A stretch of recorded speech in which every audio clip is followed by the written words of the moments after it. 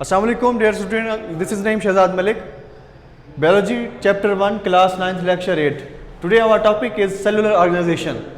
इसमें हम सबसे पहले बात करेंगे तमाम ऑर्गेनिज्म को 5 ग्रुप में तकसीम किया गया है. All organisms are divided into 5 groups.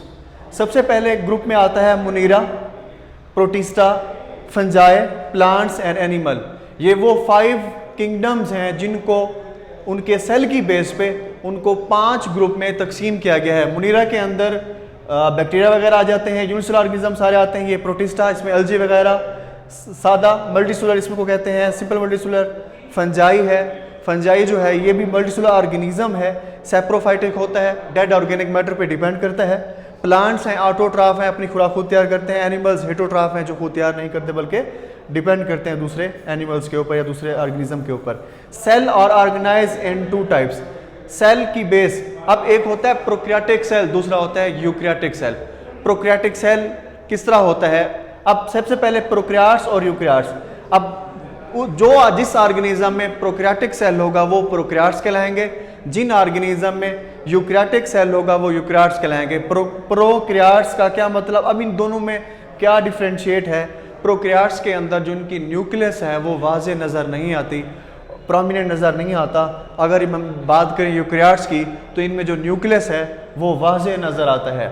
अब सबसे पहले बात करते हैं cell are organise in 3 ways to make bodies of organism. Cell को हम 3 ग्रुप में डिवाइड करते हैं उनकी बनावट पे. Unicellular organism, unicellular, colonial and multicellular organisation. सबसे पहले हम बात करते हैं यूनिसेलुलर ऑर्गेनिज्म. यूनिसेलुलर मेरे बच्चे ऑर्गेनिज्म है, इनमें सिर्फ एक सेल होता है जो पूरे ऑर्गेनिज्म की लाइफ को कंट्रोल कर रहा होता है. Only 1 cell make life of organism. इसमें एग्जांपल दी गई है amoeba, paramecium and euglena are common example. यहाँ मैंने डायग्राम ड्रा किया है. यहाँ अमेबा है, इसमें जो आपको नजर आ रहा है वो है न्यूक्लियस, और इसके साथ ये जो आपको स्मॉल डॉट्स नजर आ रहे हैं ये है फूड वैक्यूल्स. ये सूडोपोडिया है क्योंकि अमेबा की जो मूवमेंट है फ्लैशी लाइक होते हैं, इसमें एक चीज आगे की तरफ बढ़ती है, इसे कहते हैं सूडोपोडिया. तो अमेबा की जो मूवमेंट की बात करें तो वो सूडोपोडिया के जरिए मूव करता है अमेबा. इसके बाद बात करते हैं पैरामीशियम. पैरामीशियम के सराउंड में स्मॉल हेयर लाइक स्ट्रक्चर होती है जिसका नाम है सीलिया. जो पैरामीशियम है वो सीलिया के जरिए मूवमेंट करता है. ये न्यूक्लियस नजर आ रहा है और ये बकल कैविटी है जिसके जरिए फूड्स के मॉलिक्यूल्स इस ऑर्गेनिज्म के अंदर जाते हैं. और इसके साथ यूग्लिना है. यूग्लिना में ये न्यूक्लियस है. यूग्लिना में एक हेयर लाइक स्ट्रक्चर है जिसे नाम है फ्लैजेला. यूग्लिना जो है फ्लैजेला के जरिए मूवमेंट करता है फूड की तरसील के लिए. उसके बाद हम बात करते हैं कॉलोनियल ऑर्गेनिज्म में. अगर हम मेरे बच्चे बात करें कॉलोनियल ऑर्गेनिज्म की, इसमें जो बेस्ट एग्जांपल है वो है वॉलवॉक्स.